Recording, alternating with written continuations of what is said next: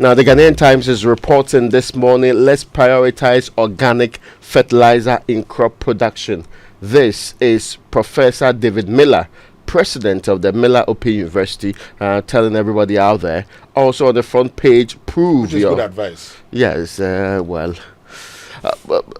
the fertilizer that we are not getting, so I'm not sure whether you people are in the mood for organic or inorganic conversations now. Prove your critics wrong. President Mahama urges reconstituted Council of State. And yesterday we had a conversation, Professor Ransford Jampo versus Daniel Yaudomelevo. The point's still the same. The point's still the same. Okay, I mean, Professor Jampo tries to make the point, but the President Mahama will listen. I mean, you're actually telling us what is likely to happen. But look, we've seen appointments made. And these appointments, some of which are supposed to be in consultation with the Council of State. You'd have a confirmation shortly. Yeah, they support it. They think it's a very good decision. Okay. Now, the story, other story, government GJA to meet over journalist safety, and the Ghana Health Service dedicates health desk at regional district hospital to support persons with disability. That's also on the front page. The other interesting stories from the courts. That last one again. Ghana Health Service dedicates health desk at the regional district hospitals to support persons with disability. There needs to be a separate desk for persons with disabilities. Isn't it health that they are providing? Why must persons with disability have a separate desk to receive health? Well, that's what they say they are doing actually. This is according to the Director General of the Ghana Health Service. There are health facilities in the Republic of Ghana today that is not as accessible as it should be, and where to go, how to go, and how to even deal with it. It's not structured properly. So, for example, when you walk into the OPD unit and you want to know whether or not you have already booked an appointment with somebody to go to, you have to sit in a queue, which should not be so for persons with disability all over the world. They are prioritized. So maybe if that's what the deck's supposed to be doing, it's fantastic anyway. And I don't know. You raise a very important point about even accessibility. In recent times, all the hospitals I have been to, they are modern hospitals, so modern hospitals would do that. But I know that in the past, the hospitals that I visited were not accessible. I mean, following the passage of the law, where they were expected to make these changes, I haven't been there again. But in my previous life, when I was at another media house, we're still having stories of that nature, that some of these public facilities, including hospitals, had not done that. And I'm sure there are still hospitals that haven't done it, but that's the job then, isn't it, to make them accessible? I wonder why a desk instead. We'll read the story later and get the detail, but honestly I'm a bit flummoxed by so. Now Gregory Afoko files another bail application, and this one story that shows that sometimes your gas system is not working. In any proper jurisdiction, this matter would have been thrown a long time ago. But we are still on it. I think the politics dictates this matter more than even law. And in fact, Raymond, you make a point, and I want to say this.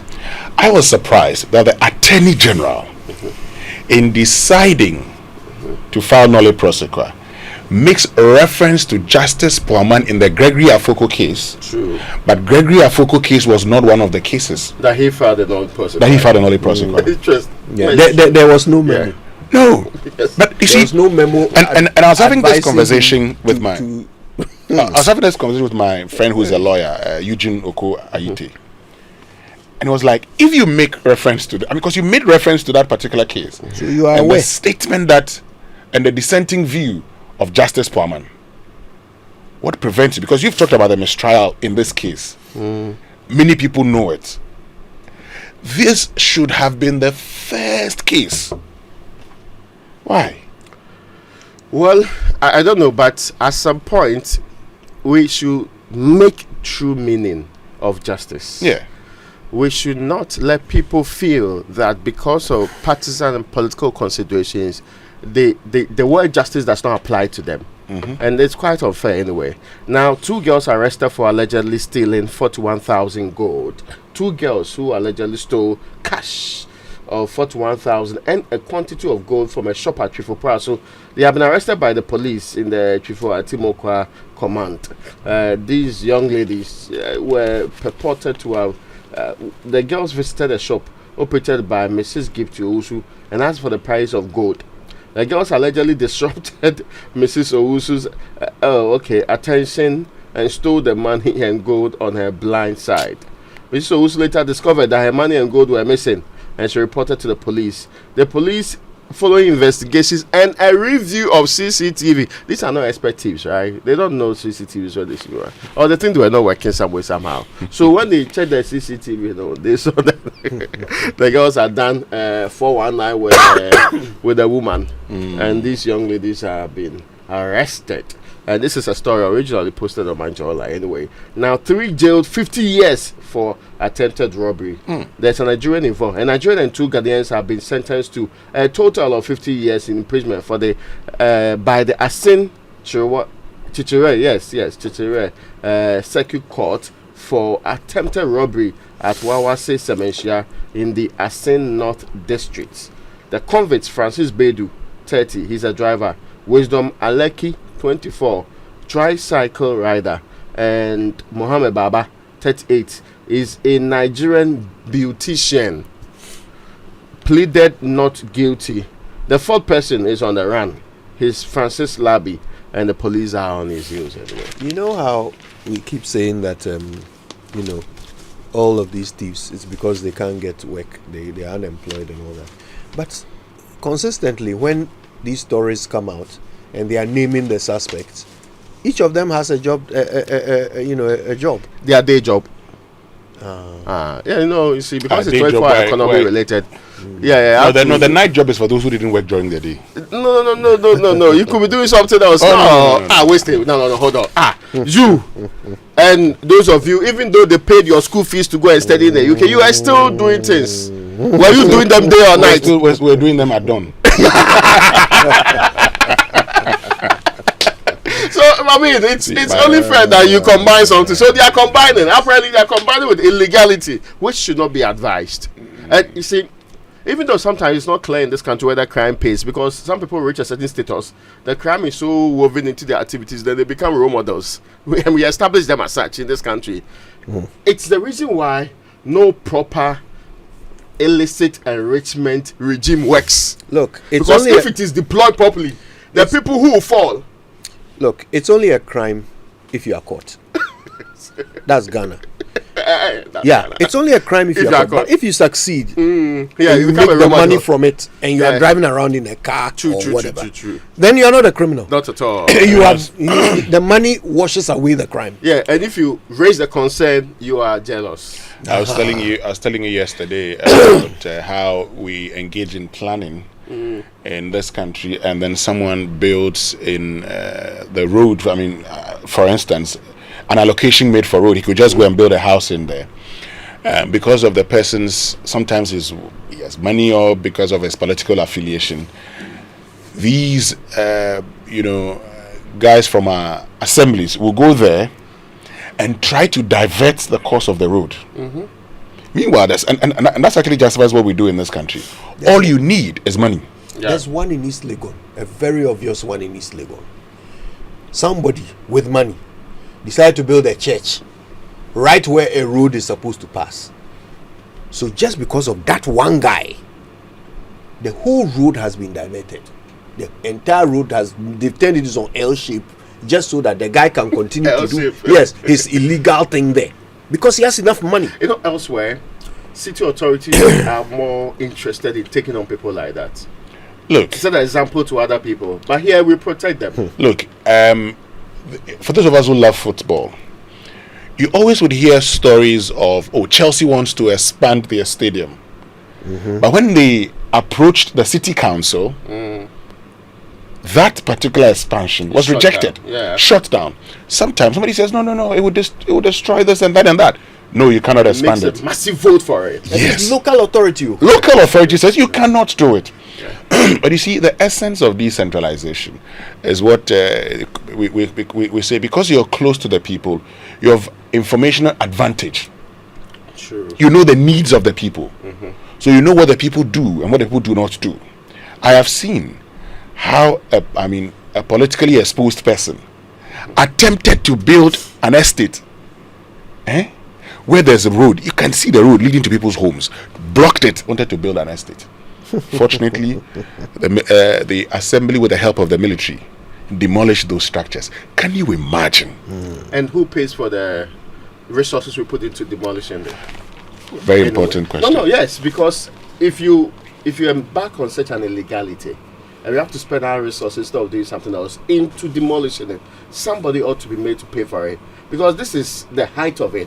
This is you being, not disregarding our laws only. Not the arrogance, but arrogance is okay. People accept that. The impunity with which you decide that forget about the laws, but no, everybody's interest does not matter. It's only mine. I'm looking forward to the day, I always say this, where a professor can say, I am taking on the entire council, hoping that a court would agree with me that we shouldn't build a fast food joint, you really want to call it, but it's a junk food place. That's how he described it. He says it's not good for the future of the people. He got support. Eventually he won the day. But I'm looking forward to that level of activism in the Republic of Ghana. In a country, I saw the city plan for Accra. The late E.T. Mensah showed it to me. It was prepared in 1958. 1958, Accra City Plan. If you look at that plan, a very detailed plan. When E.T. Mensah was Accra City boss, he had that plan. Now, go to developing areas, and the general expectation is that for these areas, it will be properly planned. But when you get there, the first thing they do, like recently I saw someone advertising, says, pay and build. Pay and build. Listen to this, pay and build. So they sell land to you. They tell you, Charlie, if you don't start there, somebody go can't take the land. The thing you've paid for. They sell land to you, and they are helping you to build. They'll call you that if you don't start, somebody else might be starting the project, and it's going to be a fight. You have to pay land guards. They actually would sometimes sell the land to you, and then become the guards for say 2 months. So you start building, and in most of those cases, you probably may be building in a road, or you're building in a waterway, or somewhere else that is you're not supposed to put that house there. And guess what will happen?